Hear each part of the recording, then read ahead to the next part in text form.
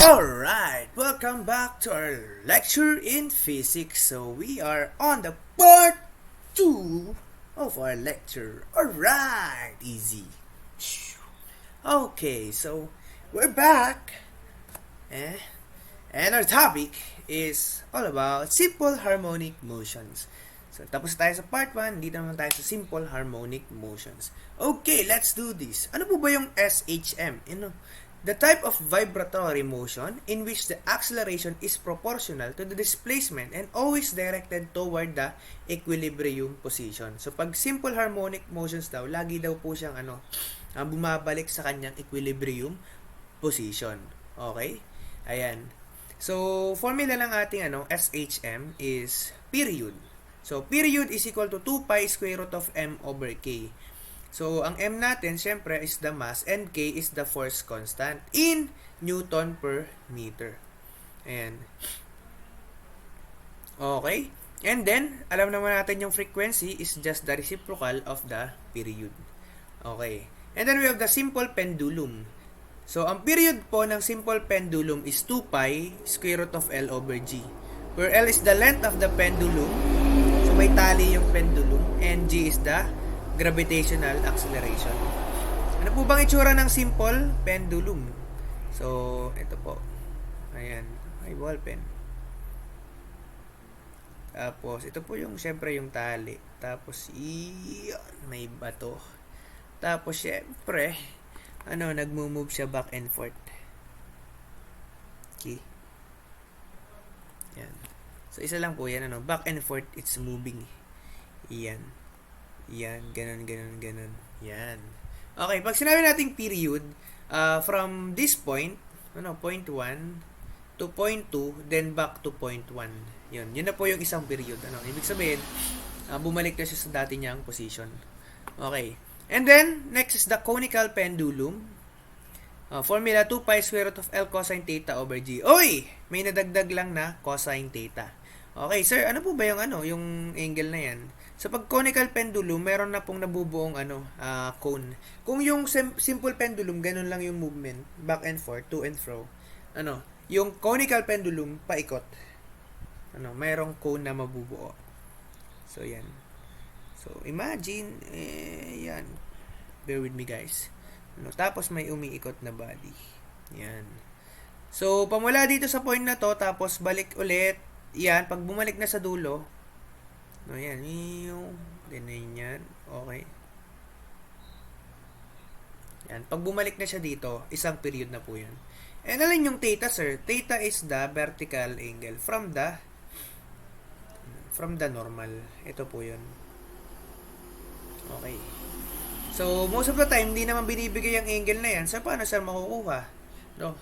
It's either given yung length ng ating string, tsaka yung radius.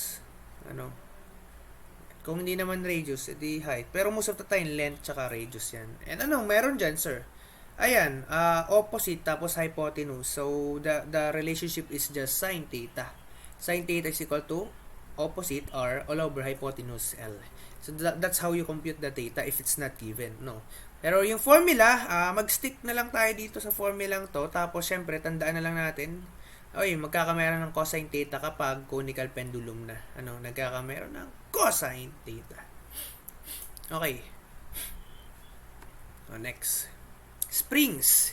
So, spring is Hooke's law po, yung kailangan natin tandaang principle. The external force F needed to stretch the spring to a distance x is given by formula F equals kx, where k is another spring constant in Newton per meter and x is the elongation.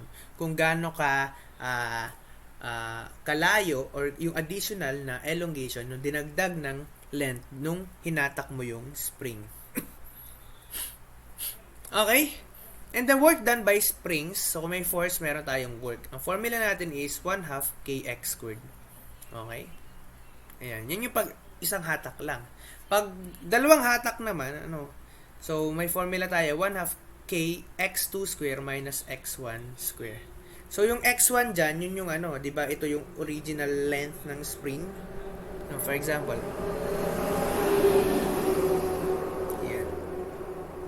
yan yung x natin, tapos sinatak mo, uy, ito yung x1.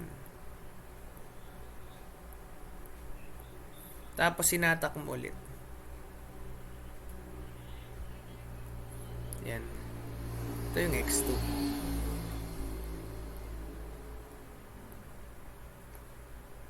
Yan. Okay. So, yeah. That's it. No. And then, x2, parallel springs and series spring. Ito naman yung tatandaan natin. Kapag po parallel spring, kailangan muna natin hanapin yung total K nila. Total spring constant. So, paano yan, sir? Pag parallel, tatandaan nyo, additive lang. Add nyo lang yung bawat K ng bawat spring. Okay. So, ganun po yung mangyayari. So, halimbawa, meron ka dito ganyan. Platform. Tapos may ano masasabing parallel spring? Ayan, naka-parallel yan. So, pag magkakaiba yung K, edi i-add mo. Yan. And then, kapag series spring daw, para mahanap mo yung total K, the spring constant, we just need to, inverse. No? So, K1 inverse plus K2 inverse plus K3 inverse and so on. And then, the last is quantity inverse. So, paano ba sabing, series spring? Ayan, pag magkakadikit, tapos meron ditong mahaba, yan. Tapos meron naman, yan. So, magkakaiba yung K nila. So, ito yung K1, K2, yung K3. Yan. So, to find the total K, you just need to inverse it. K1 inverse plus K2 inverse plus K3 inverse quantity inverse. Okay! Problem 11. Find a period of simple pendulum 1 meter long at a location where G is equal to 9.8 meter per second square. Aha! So, paano natin yan nahanapin? Period lang po yung hinahanap. Giniven naman yung, yung length. Tapos may G. May G. Ayan. So, simply, direct formula. Direct substitution tayo dyan. So, you have 2 pi square root of L over G. And, as simple as, letter C. 2 seconds. So, mahalaga, alam talaga natin yung formula. So, proceed tayo sa problem number 12. A certain simple pendulum has a period on the Earth of 1.6 seconds. What is its period on the surface of Mars where G is equal to 3.71 meters per second squared? Aha! So this time, dinala mo yung pendulum sa Earth na may period na 1.6. Ang tanong, magbabago ba yung yung period niya sa Mars kapag dinala mo siya sa Mars? Of course, yes. Bakit po? Kasi po, meron na siyang bagong G. May bago na siyang gravitational acceleration. Alam naman natin, ang formula nga is 2 pi square root of L over G. Ayan. Sir, paano yan? Ang problema, wala namang length na binigay. Okay? So, ang gawin natin dito, by proportion, yung pagsusolve natin ng problem. By ratio and proportion. So, ang gawin natin, ayan. Sir, saan ako yung T square root of G is equal to constant? So, ang ginawa natin, since wala tayong value ni L, tanong, si L ba is constant o variable? Nagbabago ba yung length pagdating sa Mars? Sa palagay nyo, guys? Sa palagay nyo?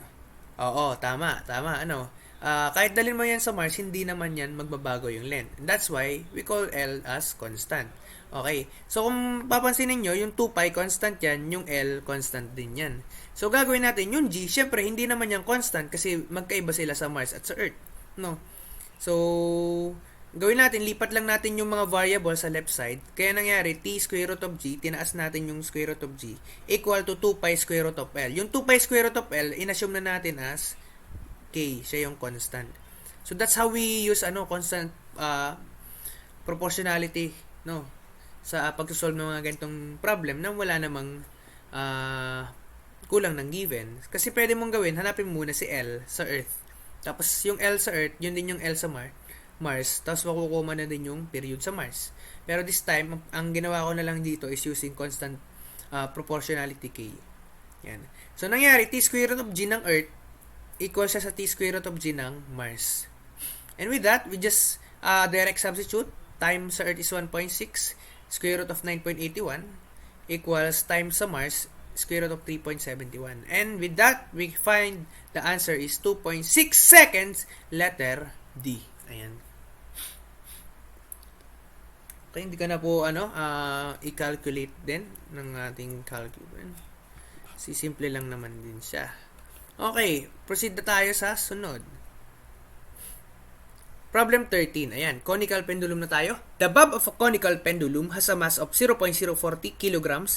The string has length 0.90 meters and negligible mass. And the bob follows a circular path of radius 0.15 meters. What is the period of the motion? Easy.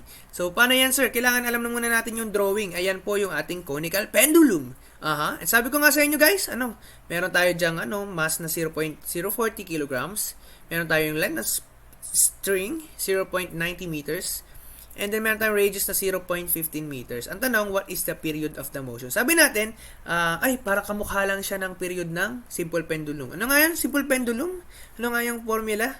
Oo, tama. Yes, 2 pi square root of L over G. Ano nga yung pinagkaiba nila ni conical pendulum? Si conical pendulum meron siyang tama, Tama yan, lalagyan mo lang ng cosine theta. So, 2 pi square root of L cosine theta over G.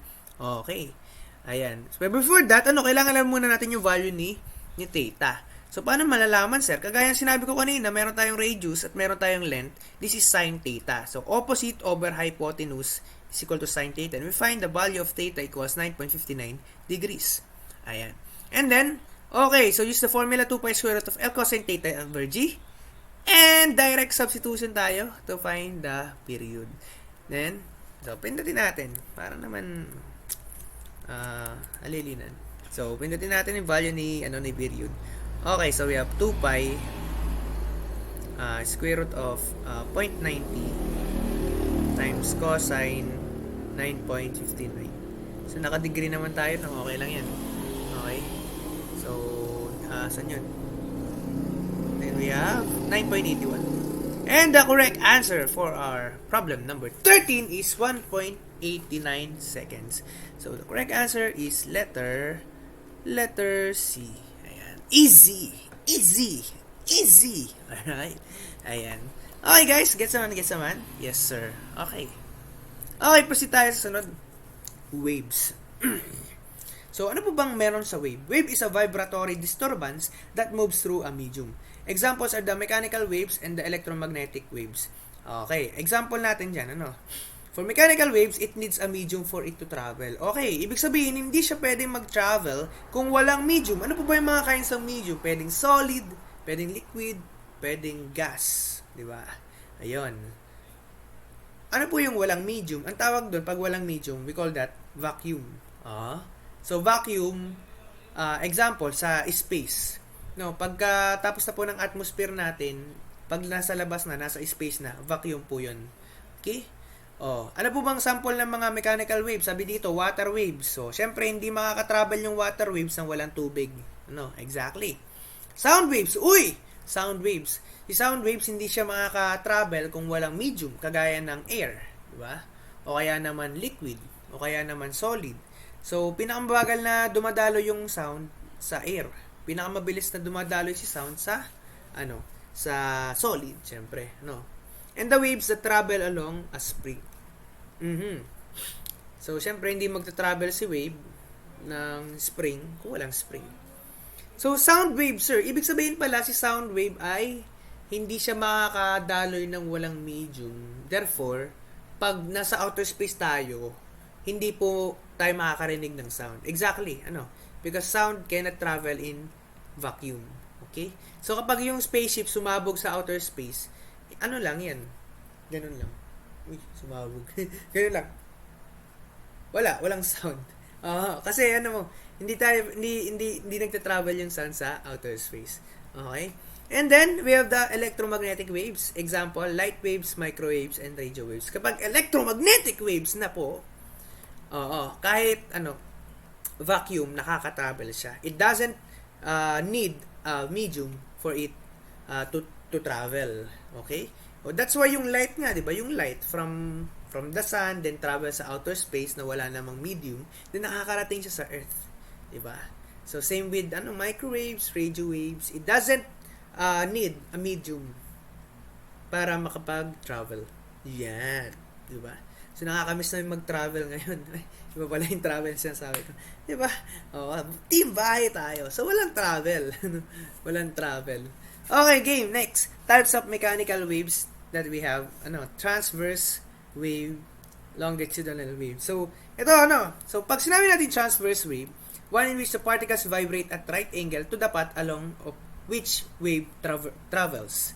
Waves on string are an example of transverse wave. So, example, sabi dyan, the keyword for transverse is right angles. Yan. Ayan. So, ito po. Ayan. Iyan. Ayun, sir. Parang yun, sinusoid. Iyan. Iyan. And so on. So, ang travel niya, papunta dito yung wave. Papunta sa direction na to. Pero, anong makikita nyo? Yung particles up, down, up, down, up, down, up, down. Yan. Nagkakameron tayo ng perpendicular. Right angles po. Yan. So, makikita nyo, yan po yung sinasabi nating transverse wave. At sabi dito, meron siyang parts, crest and throw. So, crest, maximum upward displacement. Ayan. Crest, ito yung crest ha. And we have the throw, maximum downward displacement. Okay. Then we have the longitudinal wave, one in which the particles vibrate in the directions parallel to the direction of motion of the wave. Sound is an example of longitudinal wave. Oy, so ito pala yung back and forth. Halimbawa, spring or yung sound. Yan, yan.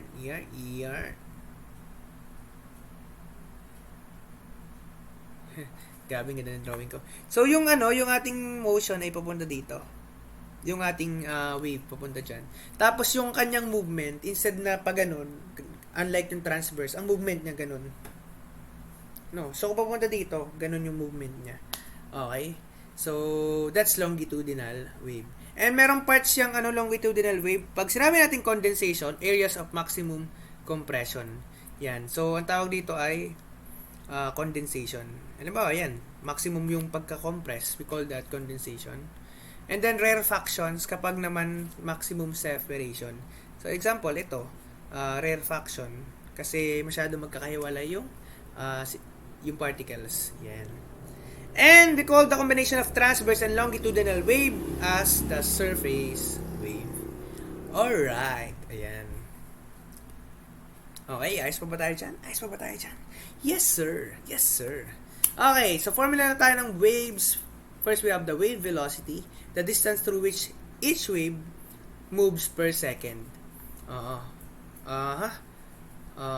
Hindi siya actually distance. The velocity. The velocity which through each wave moves. That's the wave velocity. Gulo. Okay. So, formula, velocity is equal to wavelength over time. So, distance over time pa rin po. And, alam naman natin yung time is inversely frequency. So, it can be wavelength times frequency. Ayan. So, this is the general formula. General. Okay. Pag sinabi naman natin velocity of transverse wave on a stretch string and pipe. So, stretch string and pipe. So, ang formula ng ating velocity ng transverse wave ay square root of TL over M. Okay. So, square root of TL over M. T is the tension. L is the length. M is the mass. In kilograms. So, kung mapapasin nyo, naka-Newton, kilogram, mass.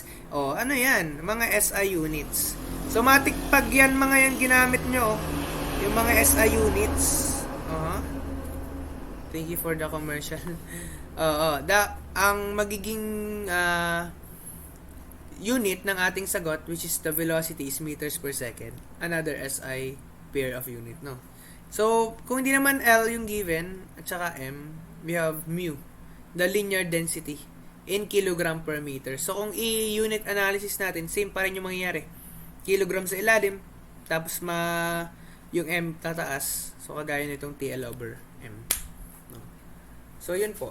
Okay? So, ganun lang. Easy. And then, in terms naman po ng frequency, so ito yung velocity, no, ng ating transverse wave. Pag frequency naman yung usapan, dalawang klase, no. Pag stretch string or open pipe, Okay? At kapag naman closed pipe. Example ng stretch string sa guitar. Ano? So, yun. May fundamental frequency pala yan. So, bawat meron yan eh. Bawat property nakaka-apekto po sa frequency ng gitara, 'di ba? Ng strings, ng pipe. Yan. So ito, open pipe. Example ng open pipe. Yung naaapektuhan yung open and closed pipe eh. Depende. Halimbawa, yung flute. Kapag sinasaraduhan mo yung butas, nagbabago yung frequency. Yan. So ito pala yung principle behind that, no? Magkaiba yung formula pag maraming butas or kapag closed na yung pipe. So, ano po meron? Frequency is equal to V over 2L. Okay, sir, saan mo ko yung V? Dito yan. Yan. Okay. And then, length. No, given naman din yan. Length ng string or the length of the open pipe. And kapag closed pipe na po, no, kapag sinarahan mo lahat ng pipe, ng butas, instead of 2L, we have the 4L as the denominator. Yan. So, pag ganun pala, bas bumababa yung frequency. Kasi 4 na yung, denominator. Okay. Next. The loss of vibrating string. Ito, tandaan lang natin guys, itong mga loss na to. Pwede natin siya ma-apply sa tunay na buhay. Halimbawa, sa gitara. Yan. So, isipin muna natin. Game, the law of length. So, ang relationship daw, F1 over F2 is equal to L2 over L1. Pag nakita nyo yan, baliktaran. Ibig sabihin, inversely proportional. F1 is, inversely proportional to L1. Ibig sabihin, alpha 1 over L1. Ano ibig sabihin yan? Kapag pagliit ng length, pagtaas ng frequency. Paghaba ng length, taas ng frequency. Okay? So, yan. So, example nga rin, pag yung strings maikli, mas matinis, mas mataas yung frequency. Okay? Next, the law of tension. So, law of tension, sabi dito, F1 over F2 equals square root of T1 over T2. Kung makapansin nyo, magkatapat na yung 1.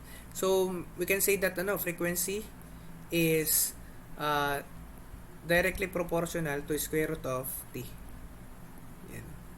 Okay, ibig sabihin, pag tumataas yung tension, tumataas din yung frequency.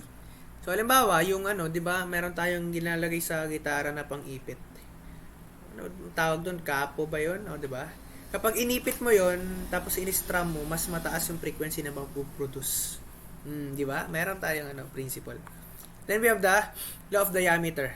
Yan. So, makapansin nyo, magkaano na naman siya, inverse na naman. F is inversely proportional to diameter. What does it mean, guys? Pagliit ng diameter, pagtaas ng frequency. Tama, di ba? So, yung gitara natin, may iba't ibang string yan. May manipis, merong mataba. Yung maninipis na diameter, sila yung matataas sa frequency. Yung mga matataba, pag sinistrum mo, di ba? Mababa yung frequency, maugong. Ayan. And then we have the law of density. Ayan, another one, this is inversely proportional. Frequency is inversely proportional to square root of the density. So, depende po sa material na ginagamit, So, nagbabago yung frequency. So, pag dense daw, pagbaba ng frequency. The less dense, mas mataas yung frequency. Okay! So, punta na tayo sa problem 14. With what tension must a rope with length 2.5 meters and a mass of 0.12 kilograms be stretched for transverse waves of frequency 40 Hz to have a length of 0.750 meters? Ayan. So, tension po yung hinahanap. May given tayo dito na length na 2.5 meters, mass of 0.12 kilograms, frequency of 40 Hz, and the wavelength of 0.750. Okay, tension. Ang formula ng tension natin is yan ba yun, sir? Hindi pa pero ang formula natin sa tension ay kung babalikan natin, that's Uh, ano nga ba yung formula natin? Hirap na pag tumatanda. Ayan. Ito. Tension is equal to, yan, dito pala nakuha sa velocity. Ano, V is equal to square root of TL over M. Yan. So, balik tayo. V squared equals square root of TL over M. O, kaya nga lang, wala tayong velocity na giniven. Kaya nga pala, yun yung ginawa muna dito. Hinanap muna dito yung velocity. Okay? So, using lambda over T, wala tayong period, meron tayong frequency, so lambda F. Okay, let's do this. Ayan. So, makukuha natin yung velocity ng transverse wave. And after that, getting the velocity of the transverse wave using this formula, lambda F, we find naman yung ating tension. And ito na yung tension. Ayan o. Tension. May velocity, may length, meron tayong mass, and salpak lang sa equation natin. Makukuha na natin si tension. Okay, sige, pindutin naman natin to. Pindot na. So, pasok natin. So, we have 30 equals square root of x. X times 2.5. Tapos, we have 0.12. Equals! Ay, joke lang. Shift solve pala tayo. Shift solve. Equals 43.2 Newton. Answer letter A, 43.2 Newton. Easy. Ay, mali na naman tong kopya. Dito kilonewton. That's Newton. Easy, easy. Okay. So, ayusin nyo po yung notes nyo. Hindi kagaya nitong notes na to. Okay. Let's go. 15. A wire with mass 40 grams is stretched so that its ends are tied down at points 80 centimeters apart. If the wire vibrates in its fundamental mode with frequency 60 Hz, compute the tension in the wire. Aha! So, tension ang hinahanap. Ano ba yan, sir? So, ano bang mga given natin? May mass tayo 40 grams, meron tayong length na 80 centimeters, and meron tayong frequency na 60 Hz. Ang tinatanong, the tension in the wire. So, formula po natin dyan is, yan, V is equal to square root of TL over M. Kaya nga lang, meron na naman tayo dyang wala. So, meron tayong length, meron tayong mass, ang hinahanap is tension. Ang problema, wala tayong velocity na naman. Yan. This time, string. String tied down. Yun. Meron tayong stretch string. So, pag stretch string, ang formula ng frequency natin, V over 2L. At dyan natin kukunin si velocity na gagamitin natin dito. Ayan. Diba? Ganda, boy! Ayan. So, ginawa na yan. 2FL. Yan. And equate lang. And then, makukuha na natin yung ating tension in the wire. Yan. So, salpak lang. Pindutin natin para mas masaya. So, we have 2 times 60 times 80 equals square root of x na lang times 80. Ay guys, 80 centimeters yan. So, huwag nyo kakalimutan, dapat naka-SI tayo. Ayan, so negative 2. And same goes with this. G, dapat siya ay naka-kilogram. So, times 10 to the negative 3. And we have shift solve equals ayan. So, 46. Ang laki naman. Anong nangyari dito? 80 centimeters, grams. I think that's it. So, ano ba to? Newton. Oh, really? Yan ba yun? O may mali tayo? Balikan natin ang pagkakamali natin. At itama. Aha. So, ano nangyari? Shift solve. Ano bang... Yan. Yan talaga lumalabas eh. So, anong tama sagot? Hey, yo. What's up? We have 460.8 Newton. Oops. So, saan kaya tayo nagkulang? 460.8 Newton. So, tama naman. That should be meters. It should be kilograms.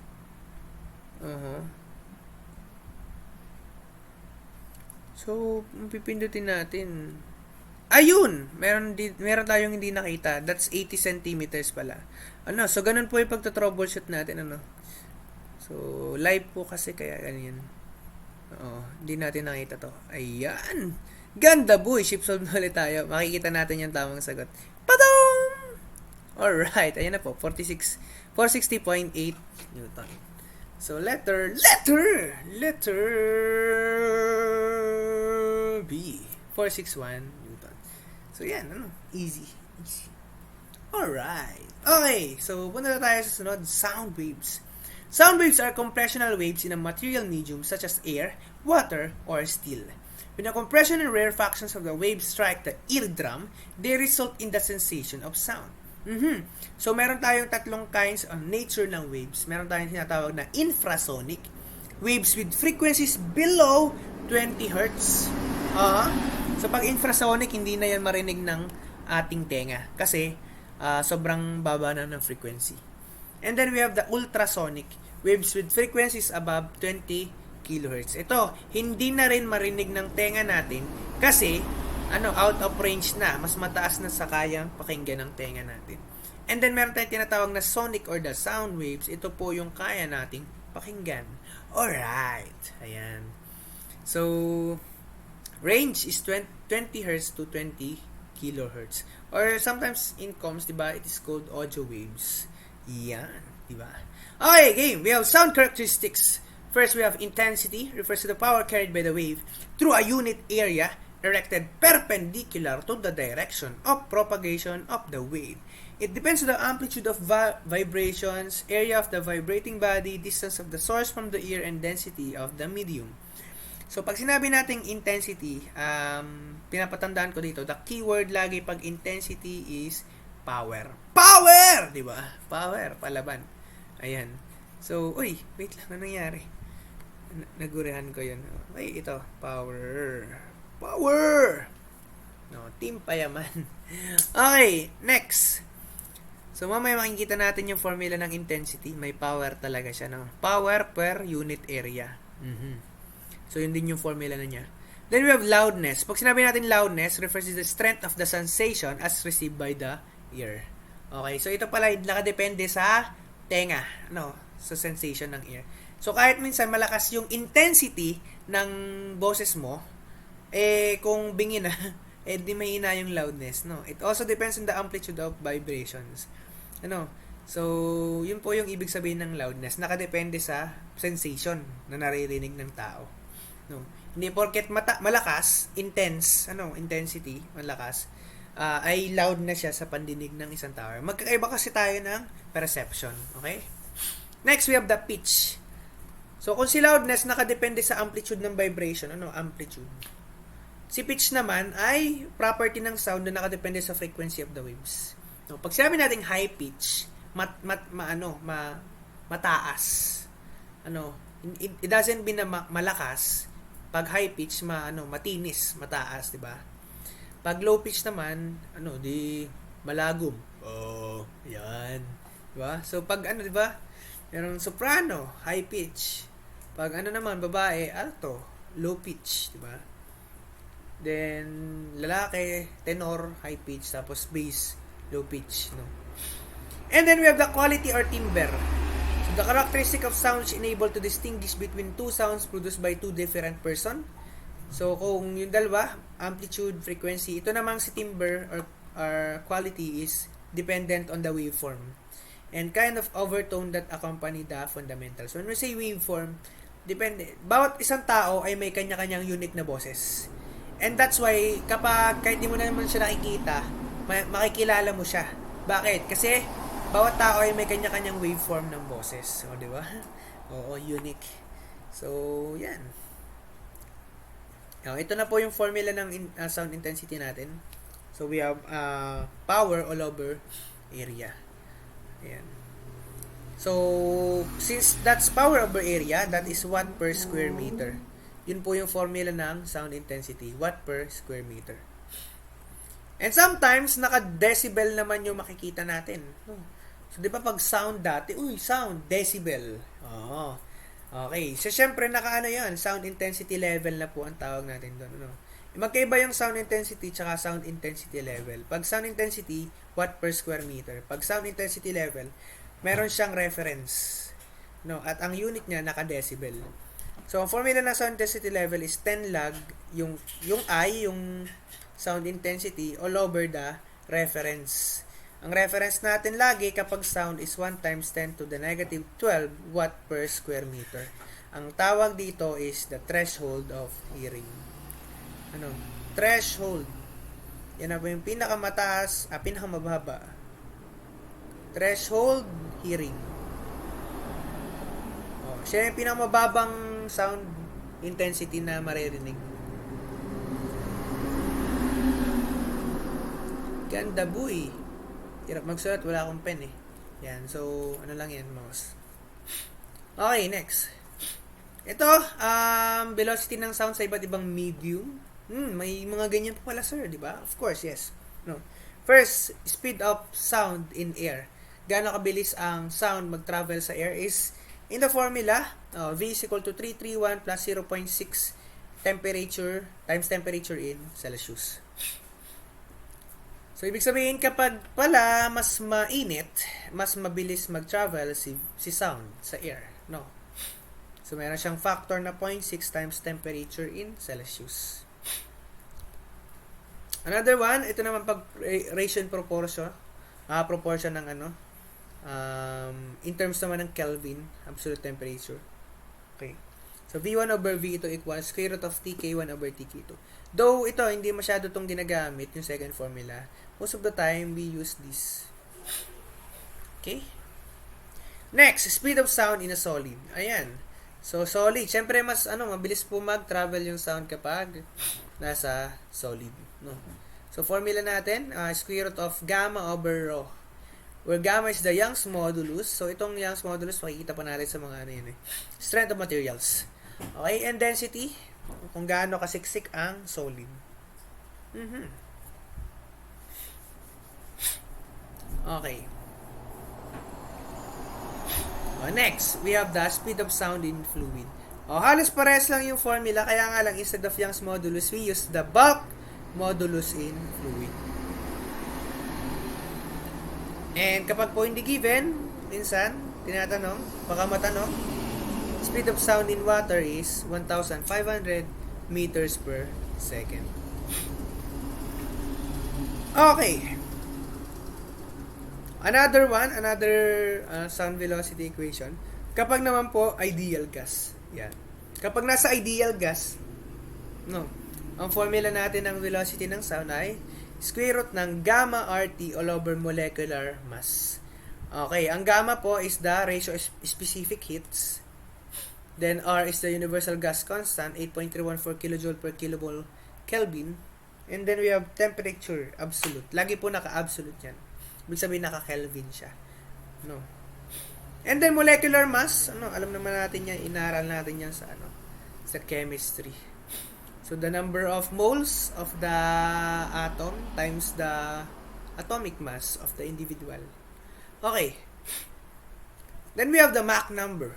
Mach number. Ano po ba yung Mach number, sir? It's the ratio of speed of supersonic object and the speed of sound. Ayan. So meron pa lang ganun, sir. Mas mabilis sa meron pa lang object na mas mabilis sa sound. Of course, yes. No, yun nga yun. Meron silang Mach number. No, kung gaano kabilis sila kaysa sa sound. Ibig sabihin, nakadaan na siya, saka mo pa lang maririnig na dumaan siya. Ganon kabilis, no. So, ano ba yung mga ganon, sir? Mga jet plane. No, jet plane, nakadaan na siya, pero saka mo pa lang siya marinig nung malayo na siya. No, saka mo pa lang naramdaman nung wala na siya. Ay, iba pala yan. Jet plane. Jet plane yung pinag-usapan natin. Okay. So, yan? Mach number is equal to Vs over V. Velocity of supersonic object over velocity of sound is also equal to cosecant theta. Ay, sir, ano yan cosecant theta? We call that the Mach angle. Hoy. So, ano po bang meron dyan? No. Ito yung ating designation. So, kapag po ang object ay hindi gumagalaw, ganito lang yung kanyang sound wave. So, isipin nyo ano yan. Bilog na bilog. Yan. So, may source all throughout, nadi-disperse yung sound. So, kapag daw ang velocity ng object ay 0, ganyan lang yun. Tapos, habang gumagalaw yung object, ganito yung nagiging itsura nun. So, hindi naman masyadong accurate yung drawing ko. Pero, pasensya nyo na. Yan! Di ba? Ito yung object. Kapag gumalaw siya to the right, ganyan yung nagiging waveform niya. No. So, pero dito, the velocity of object is still less than the velocity of the sound.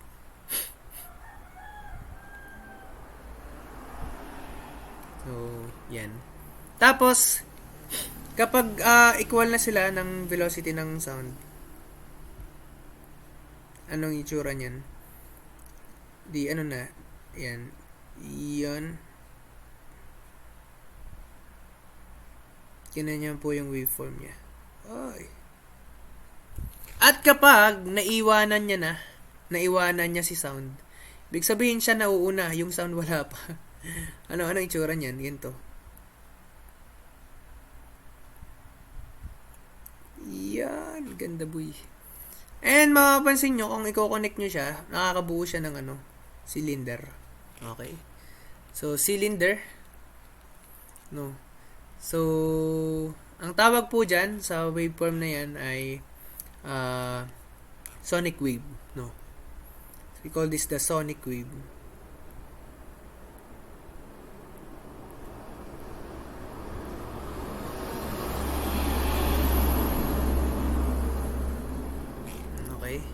And then, syempre, yung mga objects na sobrang bilis, nag-create sila ng sobrang lakas na sound. Okay, anong tunog ng sound na yun? Ang tunog niyan ay boom! Ganon. Kaya ang tawag doon sa sound na na-create is sonic boom. Alright, easy. Sonic boom.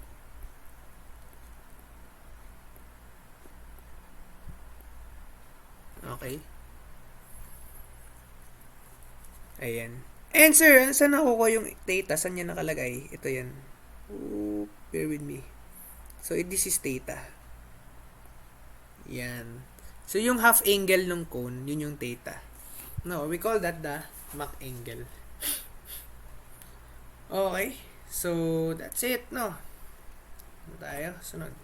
The Doppler's effect. So, Doppler's effect in sound waves. Ano po mayroon kay Doppler's effect? Is the apparent rise and fall in the pitch of the sound of a sounding body as the sounding body or observer approaches and as it leaves the observer or sounding body. Discovered by Christian Doppler. Yan. So, tawag ko dito sa equation nito ng Doppler's effect is the Vivo-Vibs equation. Ayan, binasa ko lang, Vivo-Vibs. Yan. So, Vivo-Vibs. Okay. So, this is F prime, the apparent frequency. Yan po yung napiperceive ng ear. Fs is the frequency of the source. Ito talaga yung frequency na binabato ng source. Ito yung napapakinig ng observer. No? V is the velocity of the sound. Vo is the velocity of the observer. Pwedeng gumagalaw yung observer palapit o palayo. Vs is the velocity of the source. Pwedeng gumagalaw yung source palapit o palayo. Ayan.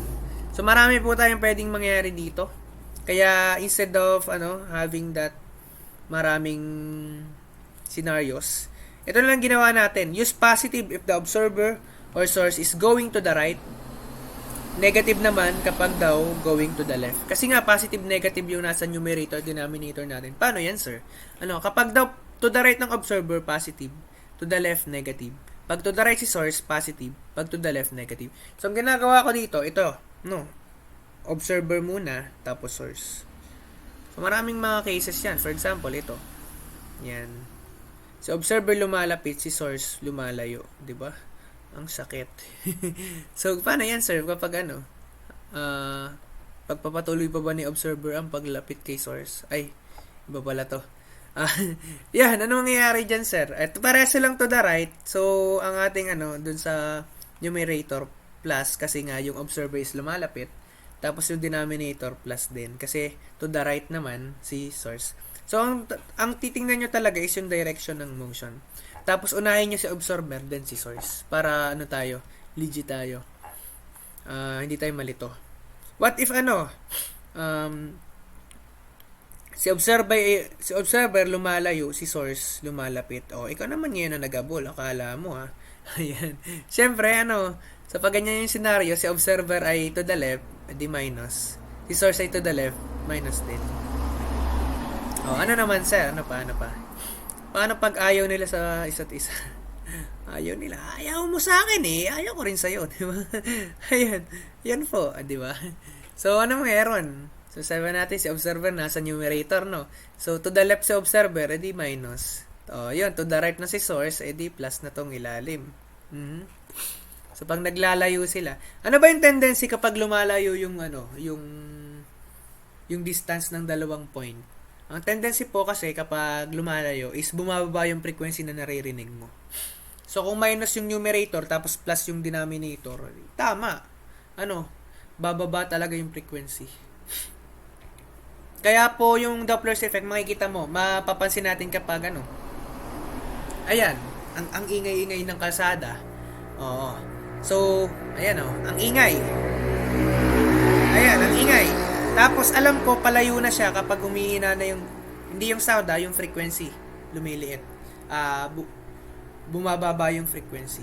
Pero pag alam ko palapit na yung maiingay na sasakyan na yan kapag tumataas yung frequency. So yan po, Doppler's effect pala yung nangyayari dyan sa highway. Okay, last kapag ito yung alam gusto ng lahat. Yan, di ba? Ayos ba? Yes sir, ayos. Ayan, yan, yes sir. Yan. Pinagmakdo pero di tinadhana. Ay, di ba tinadhana sila dyan. Pinagtagpo at tinadhana. Oy, China all. Diba? China all. So, observer is, to the right. Plus, si source naman ay to the left. Minus. Easy. And definitely, kapag naman po hindi gumagalaw si observer, 0 siya. Kapag hindi gumagalaw si source naman, edi siya naman yung 0. Okay? So, that's it. Yan po ang tandaan natin para mas madali nating ma-solve si Doppler's effect problems. Easy. Alright. Problem 16 tayo, guys. Ayan. So, a car alarm is emitting sound waves of frequency 520 Hz. You're on motorcycle traveling directly away from the car. How fast must you be traveling if you detect a frequency of 490 Hz? Ayan. So, paano yan? Paano yan, sir? Hinahanap dito is gaano kabilis yung pag-travel mo. Given, na-detect mo yung frequency na 490 Hz. So, ano pa ba yung mga given natin dyan? Dalawa lang.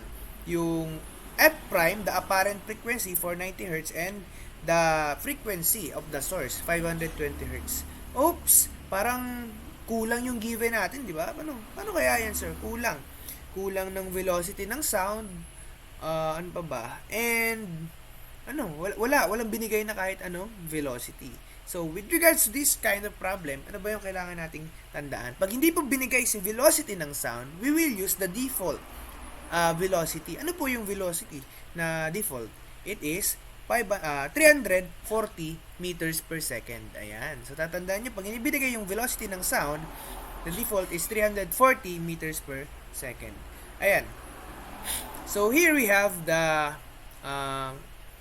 velocity of the source, which is 0. Bakit po 0? Ano po ba yung source ng ating sound? The car alarm. And yung car alarm, nakatigil lang siya. That's why naka 0 meters per second siya. On the other hand, ikaw, lumalayo ka from the car. So that's why it explains why the apparent frequency is lower than the frequency ng ating source. Sabi natin kapag lumalayo yung source at observer sa isa't isa, bumababa yung frequency na naririnig ng observer. Otherwise, kapag lumalapit sila, tumataas yung frequency na naririnig. Okay, so solve natin to.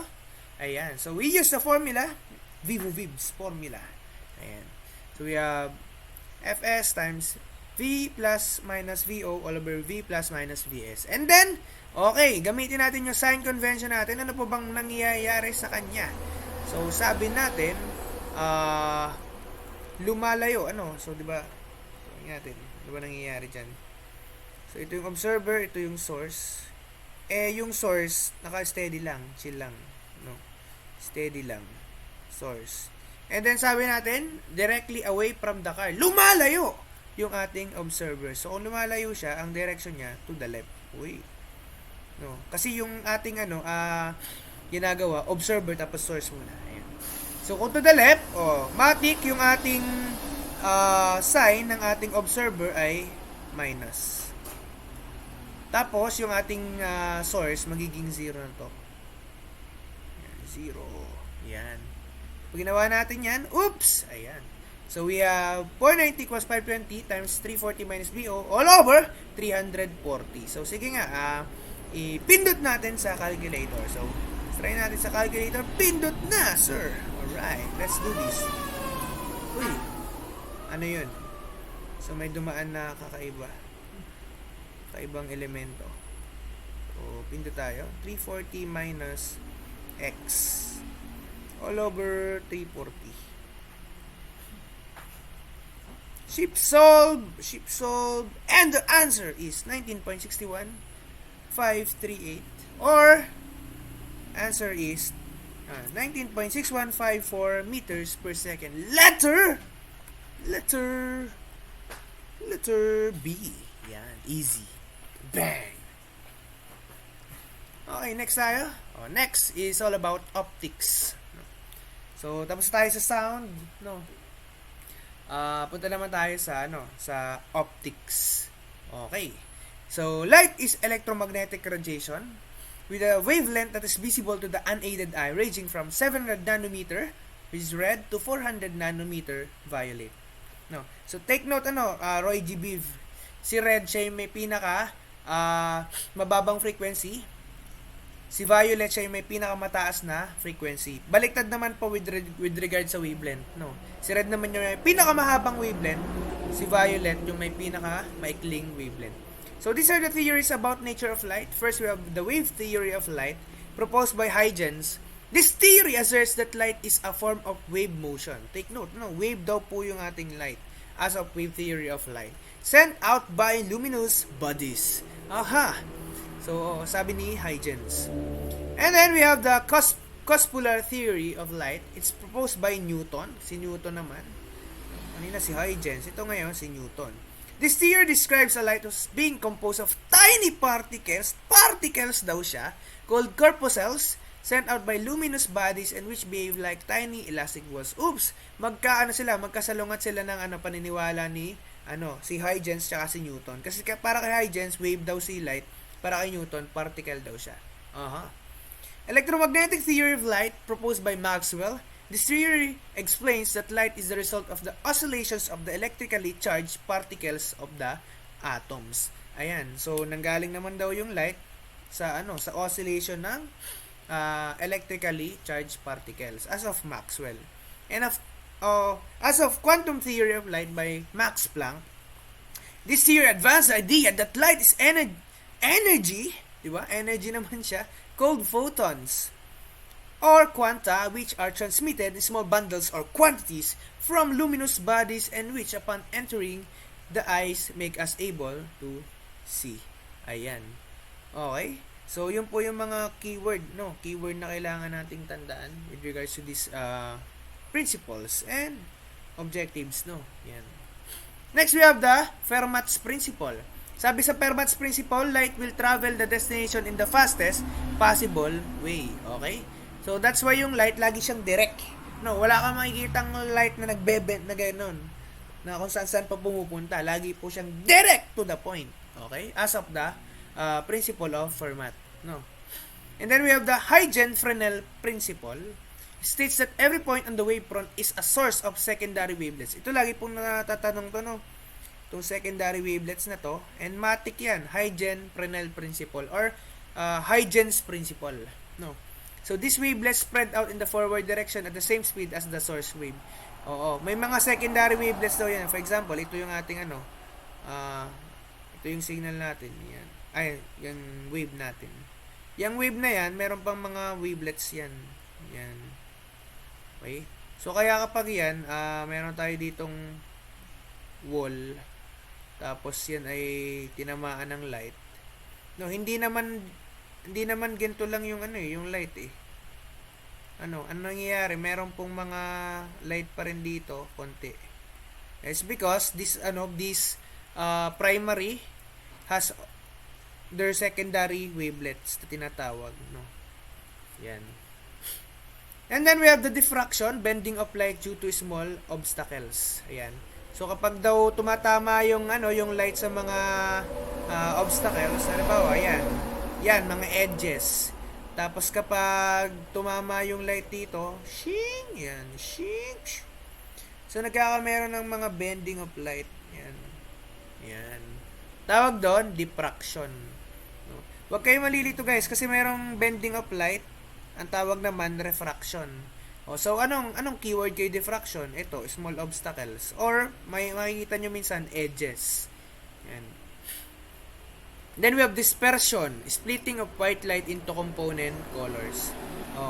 Example po niyan, rainbow, di ba? Yung mga droplets of water in the atmosphere, kapag tinamaan siya ng light, nagkakameron ng rainbow. Yan.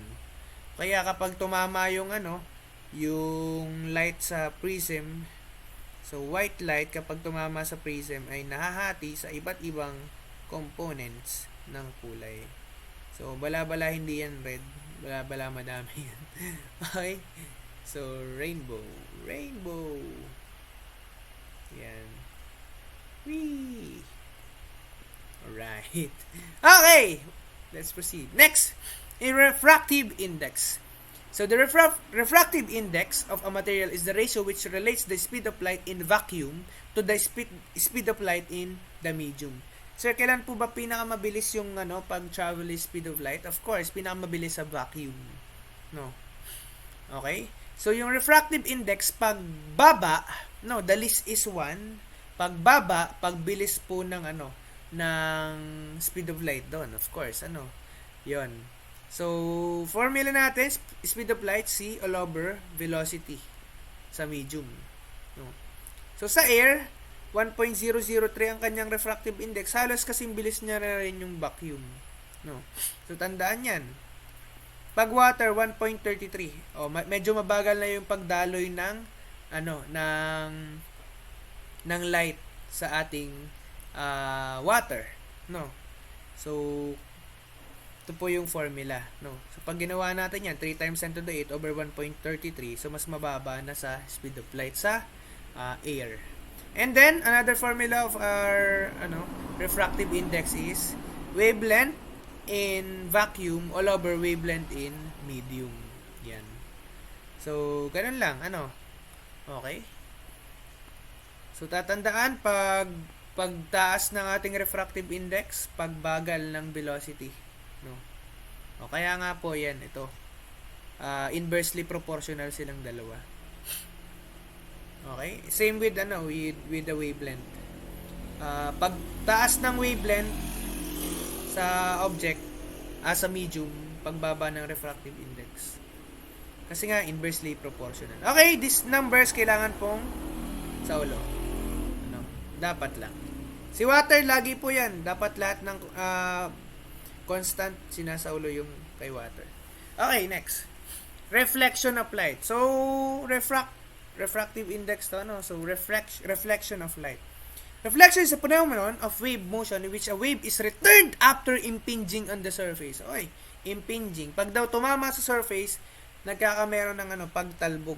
Yan. Okay. So the laws of reflection, the angle of incidence is equal to the angle of reflection. Ano po bang ibig sabihin ng angle of incidence? So, tumabingi. Okay, so ito yung ating surface sa halimbawa, surface. Tapos tumama po yung ating light ray sa surface. Yan. Tapos, syempre, as of the laws of reflection, dapat daw parehas lang. Sir, saan mo makikita yung angle of incidence? Lagi nyo tatandaan, with respect siya sa normal. Ito yung angle of incidence natin. Yan. Yan. Tapos, sabi niyan, equal daw yan sa angle of reflection as of the law of yan. Laws of reflection. Iyan. Yan po yung ating angle of reflection. So, parehas daw dapat yan. So, the incident ray, the reflected ray, and the normal line, lie in the same plane on the reflecting surface at the point of reflection. Ano yung ibig sabihin yan? Yung daw incident ray, ito yung incident ray. Reflected ray, ito yung reflected ray. At saka yung normal, ito, ay parehas nandito sa taas, no? Nandito sila lahat. Yan. Same plane. Hindi tumatagos dun sa kabilang medium, no? So, ito yung medium 1, ito yung medium 2. Yan. N1, N2. Then we have types of reflection, regular or specular, is when the angles of incidence or the angles of reflection are equal. So, pag smooth surfaces, mirror, yung mga smooth, no, na makikita mo yung reflection mo, we call that the regular or specular reflection. While we have the irregular or diffuse reflection, is when the angles of incidence or the angles of reflection are not equal. So, for rough surfaces. Okay? So, wait, yung madali lang. Ito na yung ating regular or specular reflection. Pag naman, irregular or specular, kapag daw rough, na kapag tinamaan to ng light, yan, meron tayo dito, di ba? Pag sa kabila naman tumama, yan, hindi na sila parallel. Yan. Iba na. Yan po yung tinatawag nating diffuse reflection. While kapag naman regular or specular, so take sorry guys. Pero ang gusto ko pakita dito, dapat parallel yung yung mga rays, mahirap lang mag-drawing, pero dapat yan parallel yan. Yan. So ito yung regular. Reg. Ito naman yung ireg. Ireg. Alright, easy. Para tayo kinder na nagsusulat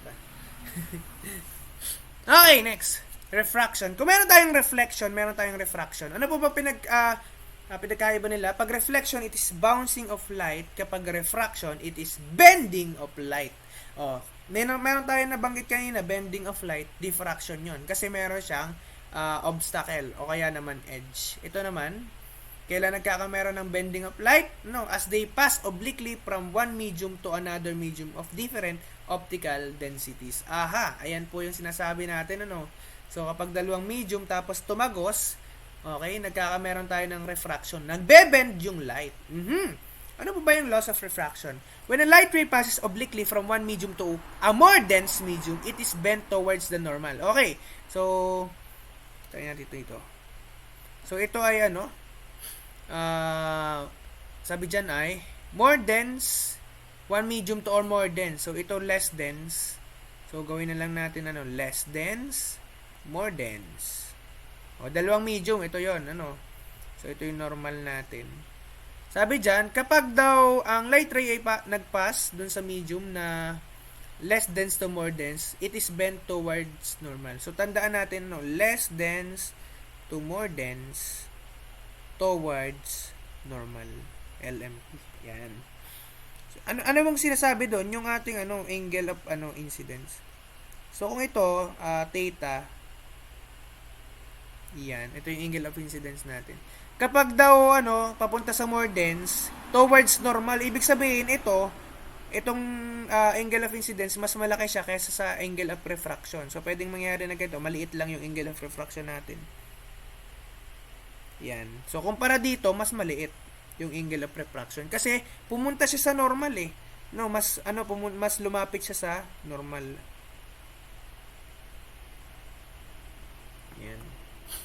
While, sabi naman dito sa pangalawa, when a light ray passes obliquely from one medium to a less dense medium, it is bent away from the normal. So, more dense to less dense, ano nangyayari? So, ito po, more dense to less dense.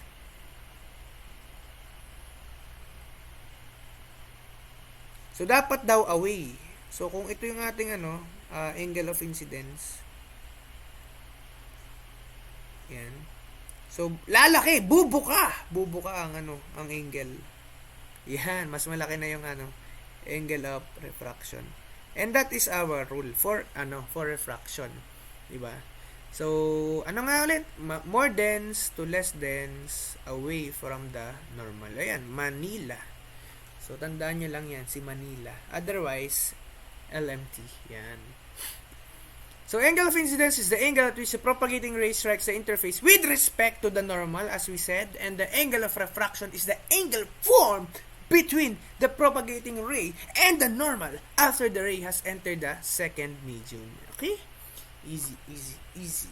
Yes, sir. Let's do this. Punta tayo sa Snell's law of refraction. So sabi dito sa Snell's law, N1 sin theta I is equal to N2 sin theta R. Ito yung kaninang drawing natin, no? So, meron nga lang tayong formula. Ayan. So, ito yung ating N1. Ito yung ating N2. Ayan. So, we are using the Snell's law in solving the, this kind of problem. No? So, tandaan lang natin yan. Where N1 and N2 are refractive indices of medium 1 and medium 2 respectively. Ayan. So, punta naman tayo dito sa critical angle. Anong meron dito, sir? Critical angle of incidence is the angle at which the angle of refraction makes 90 degrees with the normal. In this case, the refracted light ray propagates parallel to the interface of the two media. Hi, paano kaya yan, sir? Kailan daw ba nagkakameron ng 90 degrees with the normal? Sabi dyan, yung daw angle of refraction ay 90 degrees with the normal. I-illustrate natin siya, no? So, ito yung ating interface between the two mediums, N1 and N2. Yan. Sanabi dyan, ang critical angle daw ay angle of incidence. Kung saan ang magiging resultang angle of refraction ay 90 degrees. No. Okay? So otherwise kapag binuka mo pa siya, ano mangyayari? Magre-reflect na siya.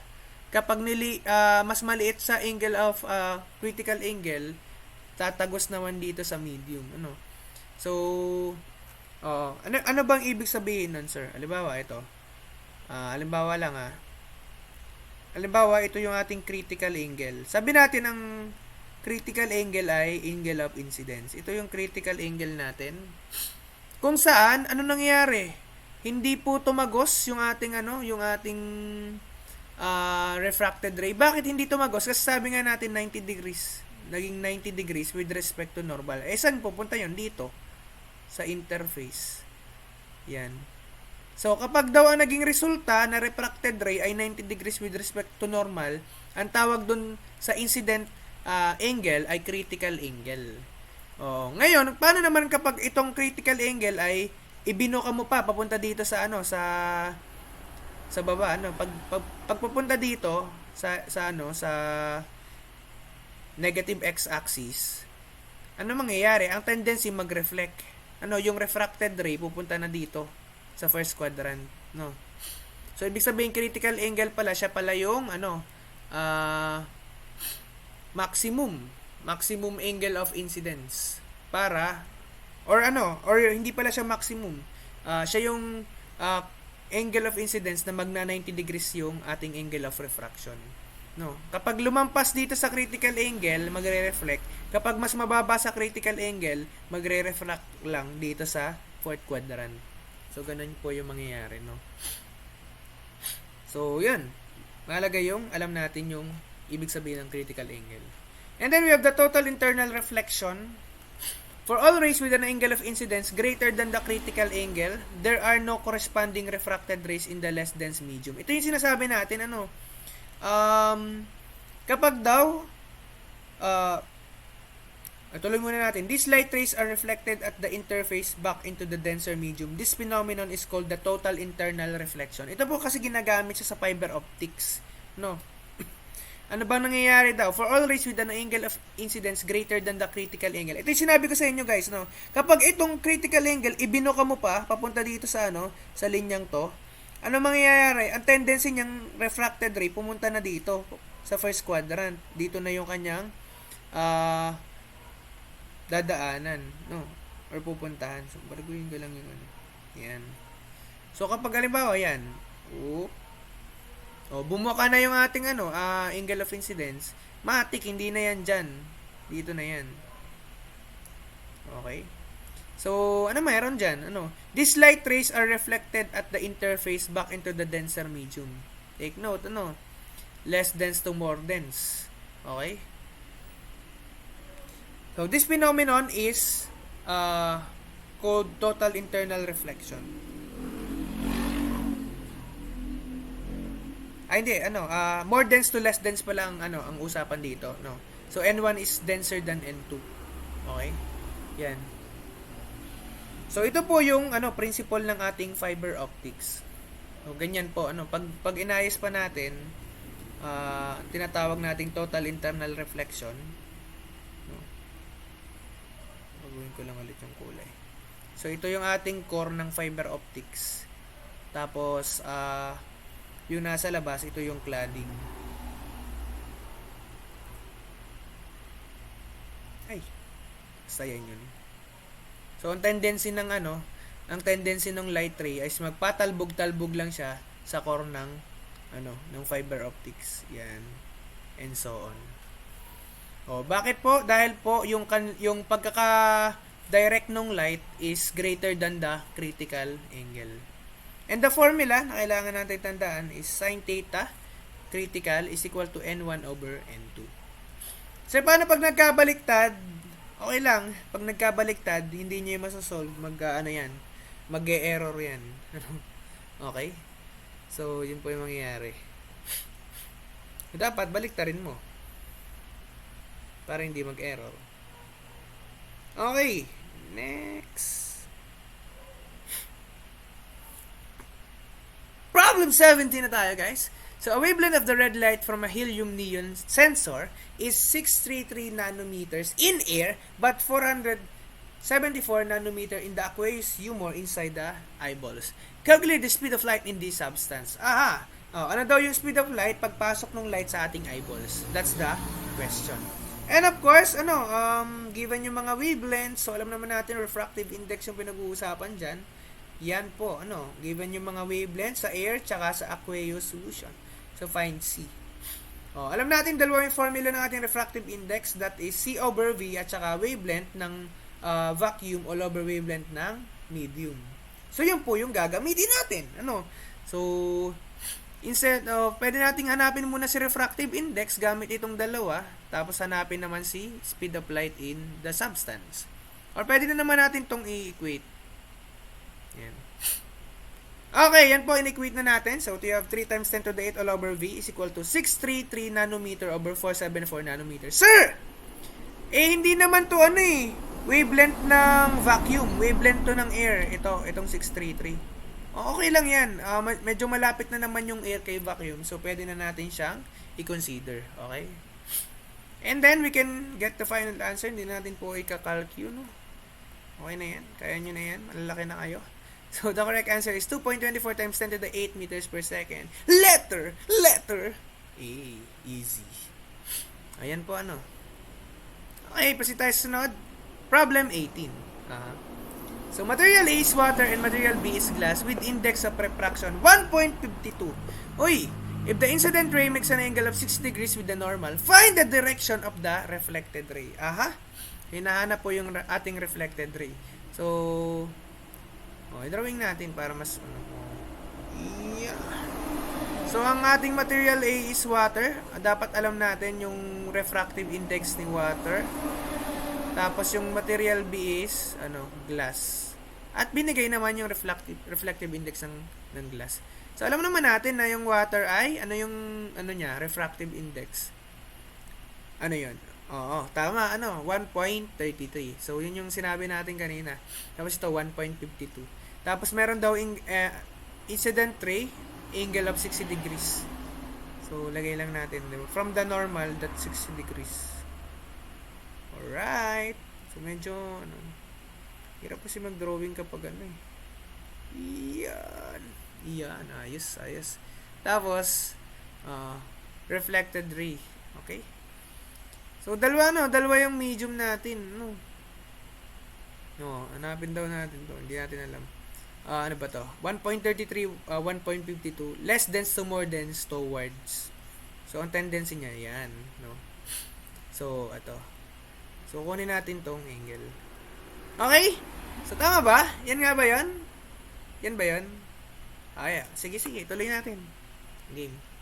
Yan, ito pa yung mga given, 1.33, and alam na natin, kahit hindi given yan, 1.52, then we have 60 degrees. And then, of course, the law that governs this problem is the Snell's law. Okay, pasok lang natin sa Snell's law yung mga given. Ayan, naipasok na natin. And after having that, sige, pindutin natin to. So, we have 1.33. Make sure na naka-degree yung ating calculus, 6 sine 60 equals 1.52 sine x. Shift solve. Oh, yan. So, the answer is 49.27 or 49.3 in our choices. So, ano sagot natin, guys? Anong sagot? Anong letter ng sagot natin? Ano? Letter? Oo, letter. Ay! Ano nangyari, sir? Letter C? What letter C, sir? 60 degrees? Oh, bakit? Paano nangyari, sir, na 60 degrees? Na-compute pala natin 49.3. Saan tayo nagkamali? Saan tayo nagkamali, sir? Ayun! Diba? Yun pala. Meron nakalagay, reflected ray pala yung tanong. Okay, guys. So, reflected ray pala yung tanong. Take note, by law of reflection, eto yan. Yan.